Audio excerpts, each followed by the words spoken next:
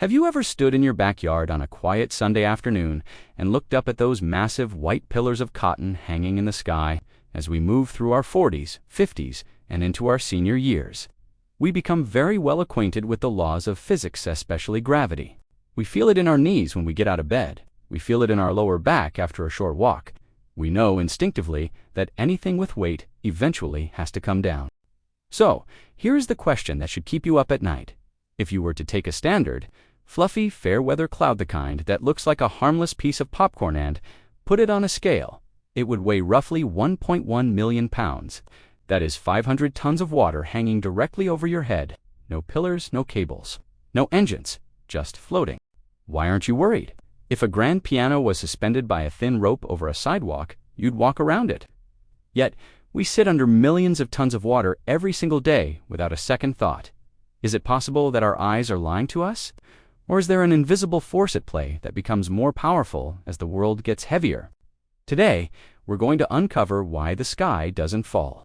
But first, we have to address the elephant in the sky.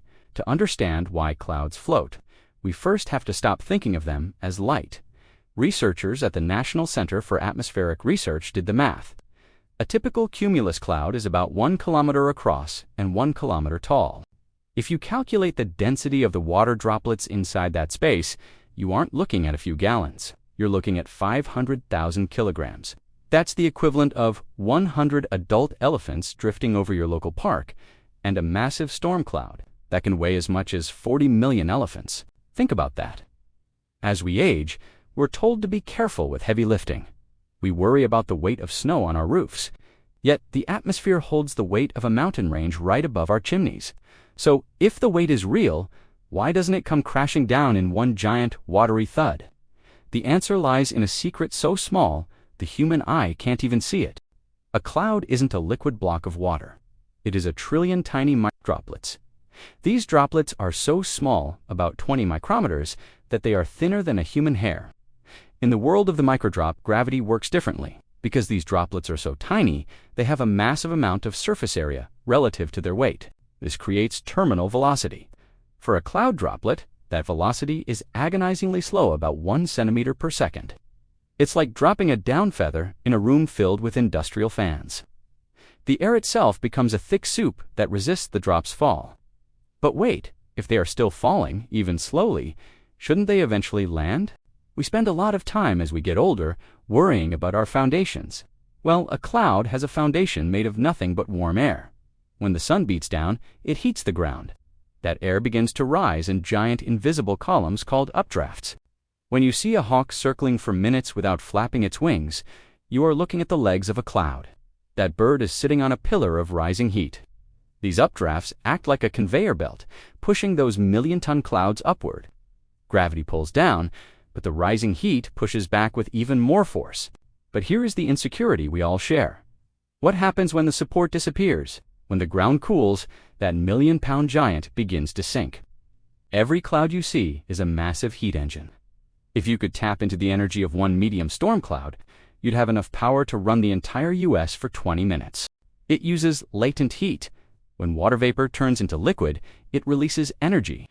This heat warms the surrounding air, making it even lighter, which sucks more moist air up.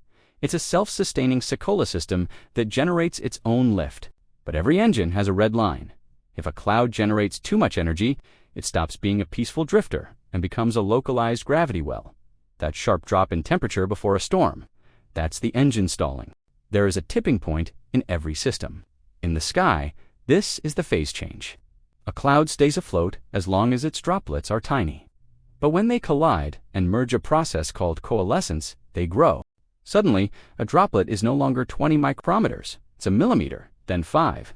The invisible hand of the updraft can no longer hold the weight. The terminal velocity shifts from a crawl to a plunge. When you look at a dark cloud, you are watching a structural failure in progress. But why doesn't the whole cloud drop like a giant lake? The answer is the density illusion. Our gut tells us a cloud is a solid, heavy object. But a cloud is only about 0.5% denser than the dry air surrounding it. Think about a swimming pool. If you throw a balloon filled with pool water into that pool, it stays suspended. It floats because it is almost exactly the same density as its environment. The cloud isn't a thing sitting in the air, is the air, just with added water jewelry. It's a lesson in the power of thin margins. We look at clouds and see something ethereal, but they are some of the heaviest objects on Earth. Sometimes the weights we carry, our health, our families, our legacy, feel like they weigh millions of tons. We worry that the updraft might fail, but the cloud teaches us a secret. It stays afloat, not by being weightless, but by being part of the system. Balance isn't the absence of weight. Balance is the mastery of it. The next time you see a white giant drifting overhead, remember that even the heaviest burdens can be carried with grace. The sky isn't falling, it's holding an hand, so can you. If you found this fascinating, hit that subscribe button and join the journey with Facts Discoveries. We're exploring the why behind the things we see every day. Until next time, keep looking up.